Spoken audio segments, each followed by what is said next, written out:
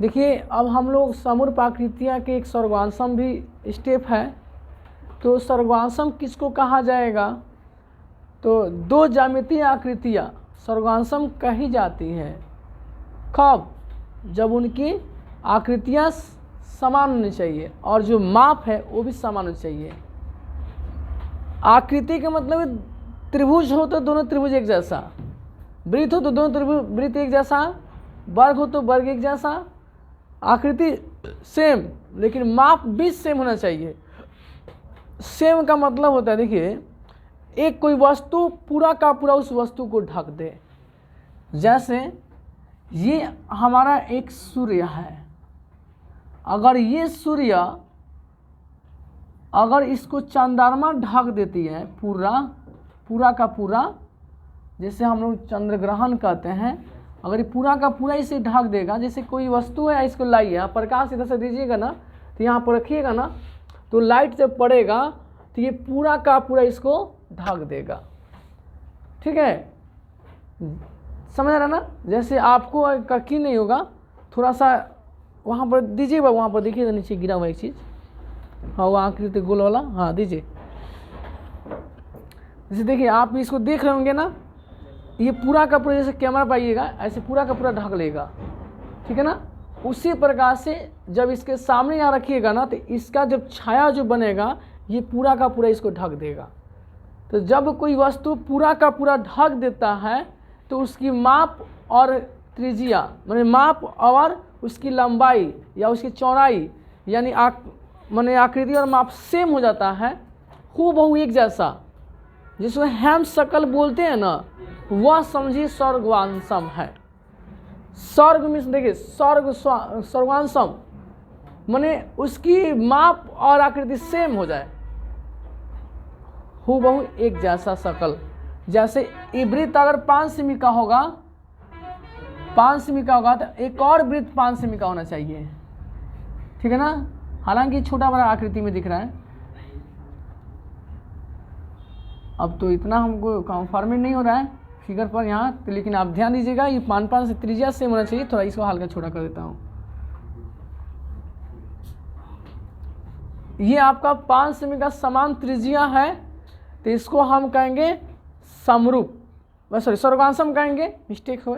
ये दो समान त्रिज्या वाला, अब एग्जाम में कैसे पूछेगा, दो समान त्रिज्या वाला वृत्त क्या कहलाता है? सर्वांशम कहलाता है। ठीक है ना?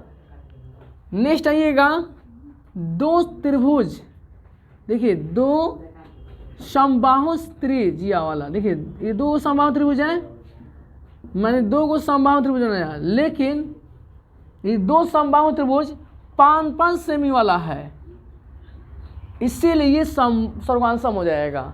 इसीलिए सर्वांशम हो जाएगा क्योंकि ये भी 5 सेमी त्रिज्या वाला समबाहु त्रिभुज है, ये भी 5 सेमी त्रिज्या वाला समबाहु त्रिभुज है, इसीलिए हम इसको कहेंगे सर्वांशम।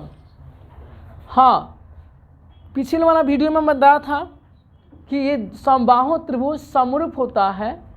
ठीक है ना? तो सर्वांशम भी होगा, हम बताऊंगा अब कैसे होगा सर्वांशम समरूप। लेकिन एक वनली समबाहु त्रिभुज एक ऐसा त्रिभुज होता है जो समरूपता को प्रदर्शन करता है या सर्वांशम को प्रदर्शन करेगा, लेकिन और कोई त्रिभुज नहीं करता है। तो अगर एग्जाम में आ जाए कि क्या समान समबाहु त्रिज्या वाला समबाहु भुजा वाला दो समबाहु त्रिभुज क्या वो सर्वांशम होगा, तो यस होगा। 5 सेमी भुजा वाला समबाहु त्रिभुज और फिर 5 सेमी भुजा वाला समबाहु त्रिभुज, दोनों आकृतियाँ सेम हो गया और दोनों की माप भी सेम हो गया, इसीलिए सर्वांशम हो जाता है। लेकिन कोई समद्विबाहु त्रिभुज या समकोण समद्विबाहु त्रिभुज ये सर्वांशम या समरूप आकृतियाँ को नहीं दर्शाता है। ठीक है ना? एक यही त्रिभुज में आता है।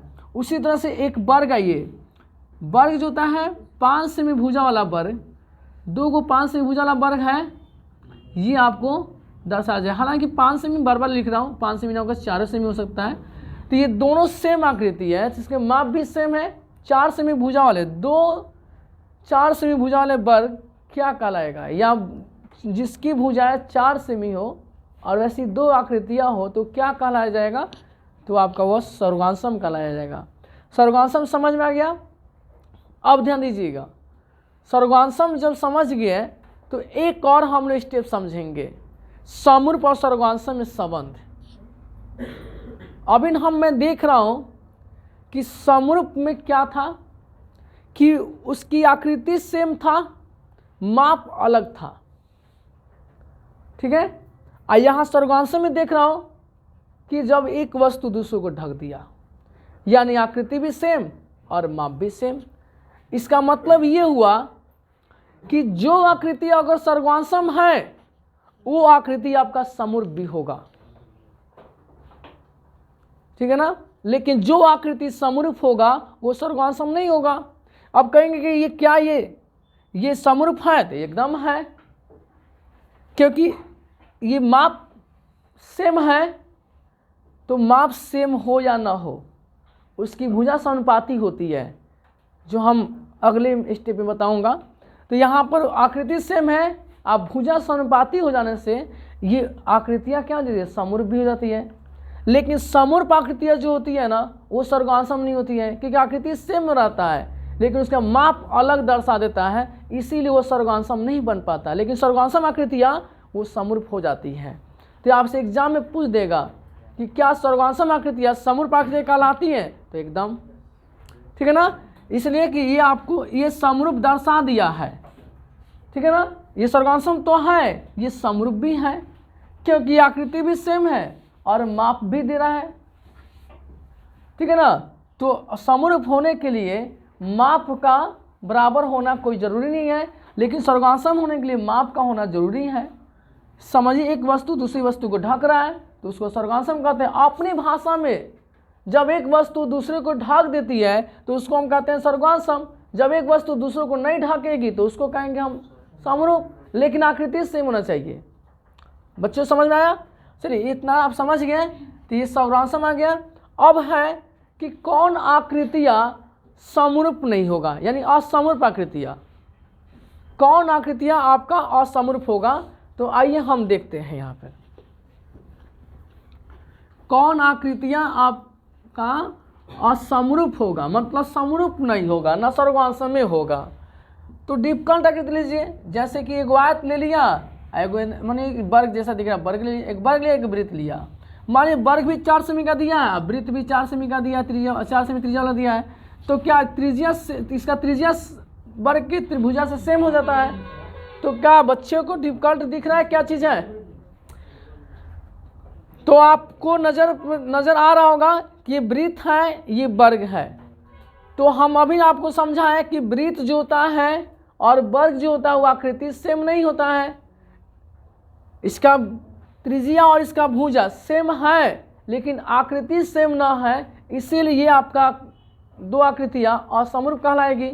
और ऐसे हर आकृतियाँ डिफिकल्ट जो होगा, डिफिकल्ट में अलग अलग भिन्न प्रकार की आकृतियाँ हमेशा असमरूप होता है। तो आपके एग्जाम में कभी कभी बार पूछ देता है कि क्या एक आयत और एक वर्ग समरूप या सर्वांशम कही जाएगी, या डॉट डॉट डाल देगा, ऑप्शन में देगा, इनमें से कोई नहीं मारिएगा, ठीक है ना।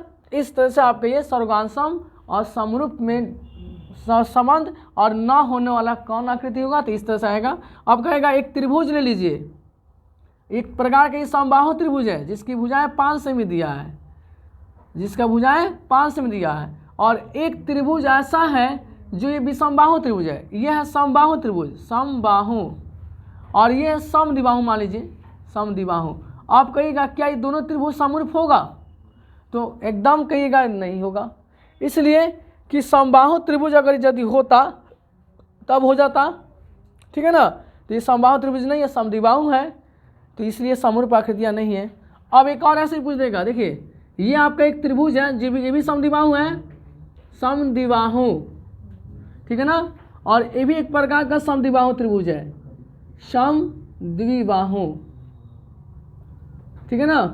तो इसकी भुजा जो होती है ये सेम आकृति का नहीं है। अरे आकृति कब बनाएगा, जब सेम हो, जैसे हमारी 3 सेमी, 5 सेमी, 4 सेमी का है, अलग अलग है, जैसे घबरा गए, दो एक सेम होगा, ठीक है।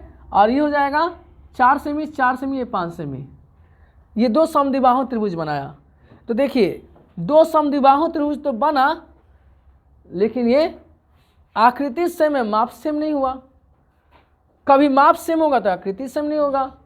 इसीलिए वजह से ना ही समरूपी होता है और ना सर्वगांश में होता है, इसीलिए इसको इसमें हम लोग नहीं पढ़ते हैं। केवल समबाहु त्रिभुज का इसमें जिक्र होता है, समरूप सर्वगांशम का। बाकी कोई भी त्रिभुज आएगा कहेगा दो समान भुजाएं वाले। ऐसे कैसे हो सकता है? दो भुजाएं जिसकी लंब और कर्ण दिया हो, ठीक है, और ऐसी दो आकृतियां हो, तो क्या वो सर्वगांशम होगी? नहीं हो सकता है। घुमा घुमा कर क्वेश्चन पूछेगा। आपको मैं बार बार जिक्र कर रहा हूँ कि समबाहु त्रिभुज समरूप और सर्वगांशम बना सकता है, इसीलिए सब आकृतियाँ असमरूप की है, ठीक है ना। अगर एक आयत के जिक्र किया जाए और एक वर्ग के जिक्र किया जाए, ठीक है ना, एक प्रकार मान लीजिए वर्ग है और ये आयत है, अब कहा कि क्या ये समरूप आकृति है? नहीं है, असमरूप आकृति है। इस तरह से आपको ये समझना था, ठीक है। चलिए, आप आशा मैं करता हूँ कि आप लोग को समझ में आया होगा, तो इसे आप लोग आगे भी, चलिए हो गया, यहाँ ना कर रहे हैं।